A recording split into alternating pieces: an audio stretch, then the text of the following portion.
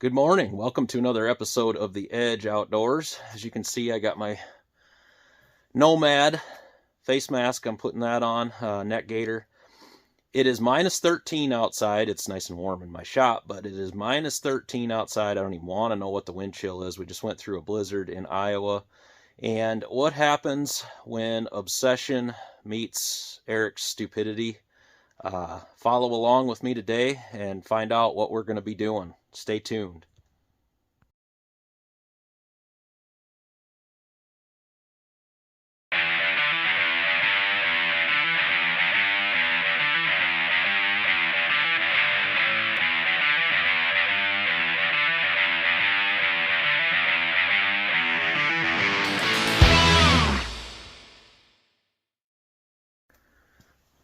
All right, welcome back to the Edge Outdoors. So what I'm doing today, gotta get Delena's archery target out of the way. Nice archery. She's been practicing in the garage. All right, what you see in the back of the Ranger here is we've got Sweet 16 mix, which I have come to find is much cheaper to feed than your standard feeds like the deer protein pellets and stuff. Basically the same thing. And then we have straight up corn, another little bag there. So what we do in the hunting property once the seasons have closed here in Iowa is it's legal to supplemental feed through the winter, as long as everything's out of the way long before hunting season starts. So what we do is we supplemental feed down in the land to help the wildlife through the winter. Not just the deer, but the turkeys and the pheasants as well. Actually, a little bit of everything gets a hold of this stuff. So as I said, we had a blizzard move through Iowa. We were under blizzard warning for a couple days. It's January 14th today. And we are under a wind chill warning, but with that blizzard, it makes it really hard to get down into our hunting property. So follow along with me today. I am going to dink, dunk, poke around my way around. I'm bringing a shovel, as you can see there in the Ranger. I went in on Thursday night and got my truck stuck. It drifts really bad in spots out there, so I may have to dig a little path to get the Ranger through or whatever, but we're bundled up good, and we're going to see what happens. I'm going to do my best to not get stuck. I want to get down there and top them off this morning, and then I need to top them off again on Wednesday because we leave Thursday morning for Texas. So, and once you start this supplemental feeding, you can't stop. They become reliant on it to a point. I'll show you in some pictures here. I'll let it go through. That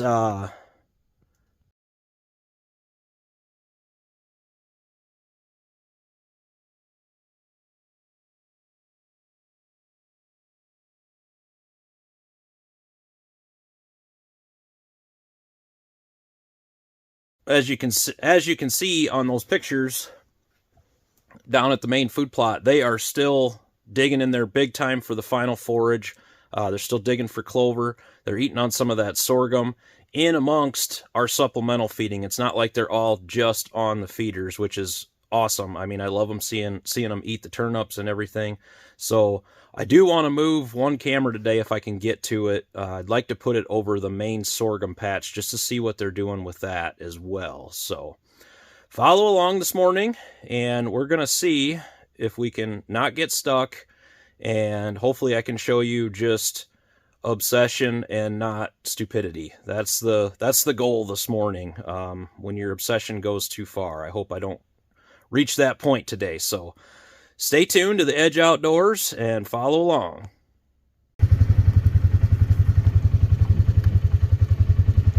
And the garage door doesn't want to stay down. You gotta love the cold weather. Stay down. It did it. Okay. Here we go.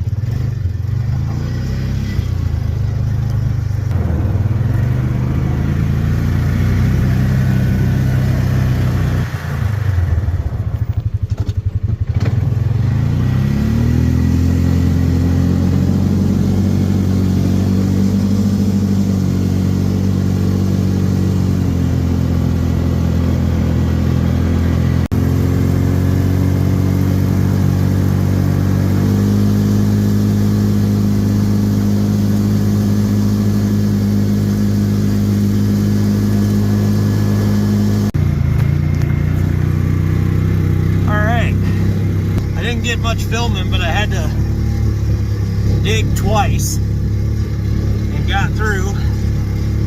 We're on our way in. I know for sure I can get to the first feeder. I don't know what the creek crossing is going to be like, but we're going to find out.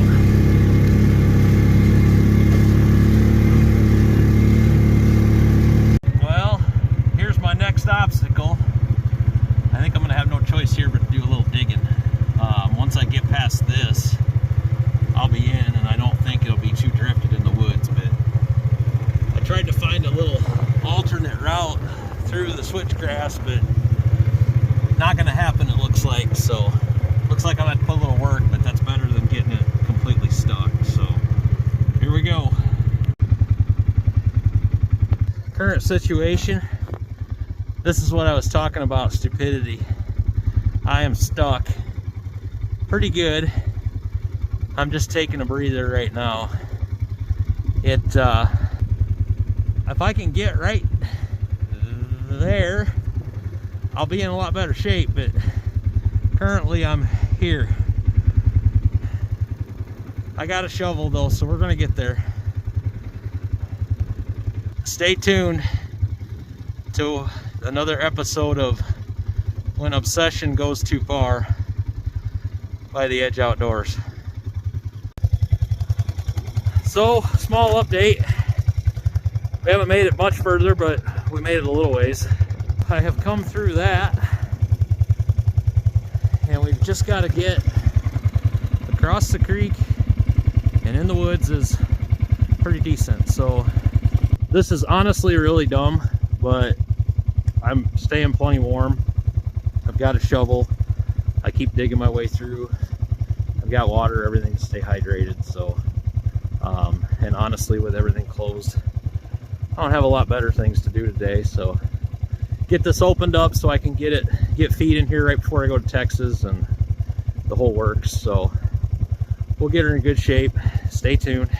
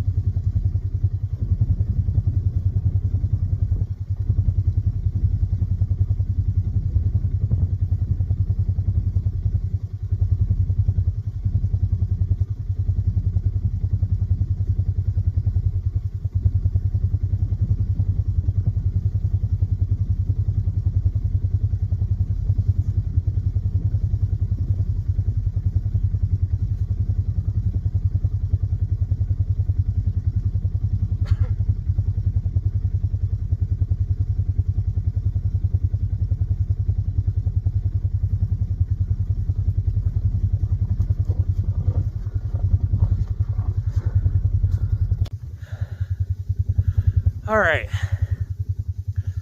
I've come to the realization that I'm obsessive, ignorant. Well, maybe not ignorant. That's not the word. Passionately stupid, let's say. I just got done. It took me about an hour, but I shoveled all that out. And now we're going to see if I can actually get in there or not. If I can't, I am done. But honestly, I need to get in there because with this skinny trail I've got, I need to get turned around and I need to get in the woods where the snow isn't so deep. So we're going to see how this goes. Like I said earlier, at least I didn't have anything to do today. So this is what we're doing. Stay with me. I haven't keeled over yet, but I'm out of breath. All right, I have made it in. Now, the whole purpose of the video today was to talk about our supplemental feeding on top of the food plots. So what we do is once the season's over, I bring in these Moultrie feeders. It's just a gravity feeder, And like I said, I started using the 12% or Sweet 16 all-purpose feed. I mixed that in with corn. I've got bagged corn here today, thankfully, because of getting stuck. But I'll mix it up half and half in there. The deer, the turkeys, the pheasants, they all love it. Plus, as you can see over here in the final forage, the biologic final forage, they have been digging like crazy in here to get at the bulbs, which is really cool to me. They're also over there digging in the clover. You can see they're tearing it up, getting in there. I think they're still trying to get a little bit of the pumpkins in there. It's just really neat to see them utilize all this, and it makes all the work worthwhile. One thing I want to touch on is you can see when it comes to this land, I have no lack of work ethic. I'm not tooting my own horn or anything, but it means a lot to me. The wildlife mean a lot to me, and I really love to see the deer, the turkeys, the pheasants all thrive in the property, and that's what it all boils down to. I love to hunt. Don't get me wrong. A big motive behind all this is shooting large whitetails, but managing that herd and keeping a healthy herd, it just really makes me feel good at the end of the day. And when you see them utilizing all this and it working, it's just such a good feeling. I even come across guys that'll say, "Oh, Eric, you shoot nice ones because you're in great land." And I'm not gonna say I'm not in great land, but this is the 4th season I've hunted it, the 3rd year on the habitat and feeding program, food plots, all that, that we've really come to see good results. The amount of deer that we attract in here in the fall, the size structure of deer, and we're getting into a generation of deer now that are used to what I do in this property. And I'm going to do another video about that, about generational deer and changing the culture of your property, but we'll save that for another video from a much more warmer place. I'll talk more in depth on that. But I know I seem crazy. Maybe I am. Very obsessive about wildlife. You could ask anybody that knows me really well, that's really close to me. I will risk life and limb, literally, out here in a wind chill warning, digging my way in, just to make sure the wildlife are doing good. And yeah, so that's what we're up to today. I made my way back to our furthest back feeder, which is right there. Got the camera on it. We've been getting lots of good pictures. I'll post a few of these amongst this video. And that's what we're up to. I'm gonna get this filled.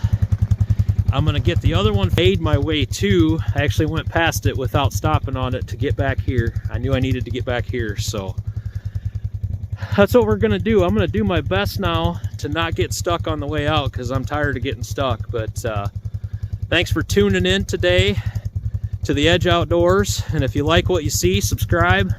We're gonna be heading into, we're in the off season now, as you can see with the feeding and everything. Done hunting. The next videos you see from me, unless I get that culture change video up before I leave for Texas, will be all the Texas stuff. I'm super excited about that. We leave on Thursday morning. I'm excited to get to warmer weather. It's supposed to be nearly 70 degrees there in San Antonio when we land on Thursday, so looking forward to that. Like I said, if you would, hit that like and subscribe, and until the next time, for the Edge Outdoors, get outdoors.